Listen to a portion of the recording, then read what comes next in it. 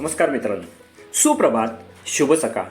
मित्रांनो, वेळ जात नाही म्हणून व्यर्थ गोष्टीत वेळ घालवण्यापेक्षा एखाद्या अशा गोष्टीत वेळ घालवा की जी गोष्ट तुमचा पुढील आयुष्यातील वेळ बदलू शकेल. या गोष्टीचे शीर्षक आहे तहानलेला कावळा. मित्रांनो, काल सुसंगत विचारसरणी व दृष्टिकोनालाही महत्त्व आहे. आपण बालपणी वाचलेल्या तहानलेल्या कावळ्याची गोष्ट विचारात घेण्यासारखी आहे. तहानलेला कावळा पाण्याच्या शोधात भटकत असताना तो एका मडक्याच्या काठावरती बसतो.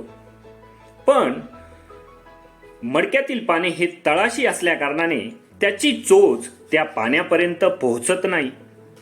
मग तो कावळा एक युक्ती लढवतो.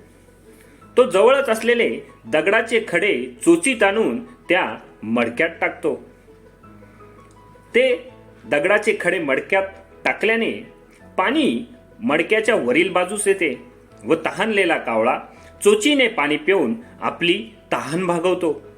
पण ते दगडाचे खडे आणताना त्याची खूप दमछाक होते व वेळही जातो.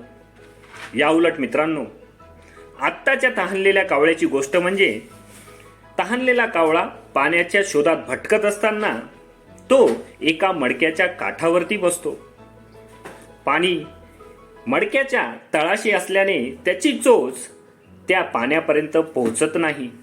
मग हाही कावळा एक युक्ती लढवतो. तो क्षणार्धात जाऊन एक स्ट्रॉ चोचीत धरून आणतो व मडक्याच्या काठावर बसून क्षणार्धात पाणी पिऊन आपली तहान भागवतो. अगदी सहज मनसोक्तपणे कुठलीही दमछाक न करता तो आपली तहान भागवतो. मित्रांनो, दोन्ही गोष्टीतील तहानलेल्या कावळ्याची तहान तर भागते, पण पहिल्या कावळ्याचा मार्ग हा कष्टप्राय व वेळखाऊ असतो, तर दुसऱ्या कावळ्याचा मार्ग हा सहज, सुलभ व जलद असतो. या गोष्टीतून मिळणारा संदेश एकच की कुठल्याही परिस्थितीत, संकटात आपण शांतपणे जर विचार केला तर मार्ग हा नक्कीच सापडेल. पण तो मार्ग सापडताना दुसऱ्या गोष्टीतून मिळणारा संदेश म्हणजे आपण नवीन विकसित होत असलेले तंत्रज्ञान व यंत्राचा वापर हा करायला पाहिजे. नवीन तंत्रज्ञान हे शिकायलाच पाहिजे. कधीतरी आयुष्यात जीवन प्रवासातील अंधारलेल्या वाटा प्रकाशमय करण्यासाठी त्याचा नक्कीच उपयोग होईल. किसी ने खूब कहा है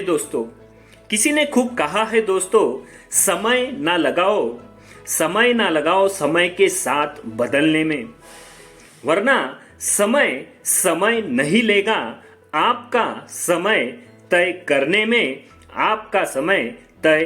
में.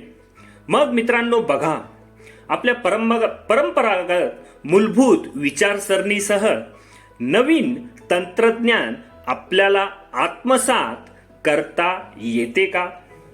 Thank you very much. Do take care of your self. Be safe.